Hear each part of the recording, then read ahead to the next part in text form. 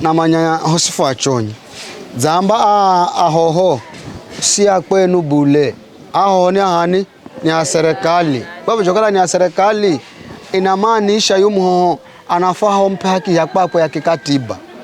Mwatunze, mwaike asafi na mwahakikisha mnapata haki za kwao. Kusudi yumuho akifika miaka 18 undakalo zamurichira kwa amani unamanya yumuho kufikira vivi ni mtu mzima hadi mwaka handazi akazipangira. Lakini kwa muda mwahakikisha mnatunza tototo na kala una hatosu na swali uza.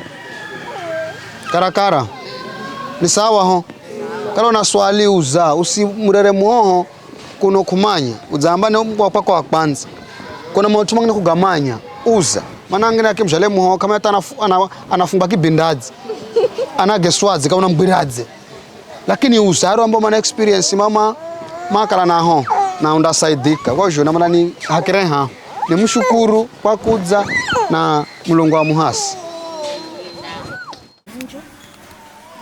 Kuhusiana na mradi nimetufundisha mambo mengi sana ambapo nilikuwa mengine hata hatuyajui, lakini before mradi uanze basi kama mimi binafsi nimejifunza mengi.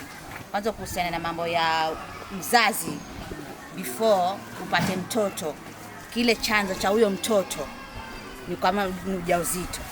Sasa ukijua kama wewe ni mjamzito ule mwezi wako wa kwanza tu hukupata period yako, unafaa uende wapi? Visiting ya bomani ambapo ni kliniki. Ukapimwe, ukiambiwa wewe ni mjamzito, hapo ndo anzisho tayari kliniki.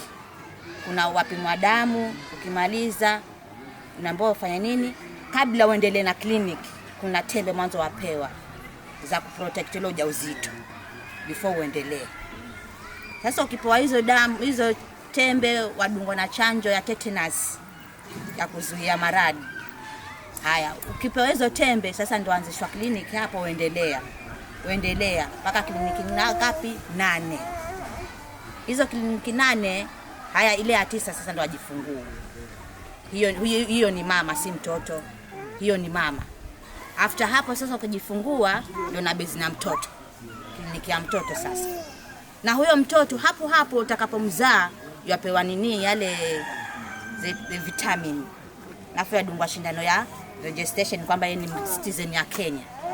After hapo sasa ndio endelea na zile chanjo za mapaja. Sasa after hapo unaendelea mpaka ule mtoto afike mwaka na nusu hizo chanjo. Akimaliza hapo sasa kwa kwingine tu uendelea naye kliniki. Huwezi kumwacha, wamwangalia vile kadri anavyoendelea kukua. You reduce ama you ongeza. Ndio muhimu wa mtoto kwenda kliniki. Asanteni. Kabla huu mradi ukuje sikuwa najua umuhimu wa kwenda kliniki. Nilikuwa mimi najua tu mtu akipata mimba analea mimba yake ajifungue na analea mtoto wake.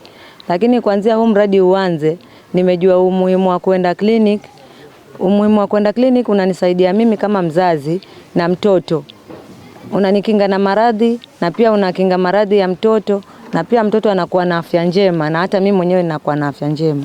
Manake kuna vitu kama neti inanisaidia unapewa. Ilikuwa inanisaidia kunikinga na malaria na pia kuna zile tembe za damu. Pengine nilikuwa na upungufu wa damu mwilini. Kwa zinanisaidia inaongeza ile kiwango changu cha damu. Na pia nimebenefit mambo mengi sana. Manake nimejua kulea watoto. Ninajua mtoto ni lazima umlee kwa hali ya usafi. Na pia akigonjeka unakimbilia hospitali ili ya kwamba unaboresha afya yake.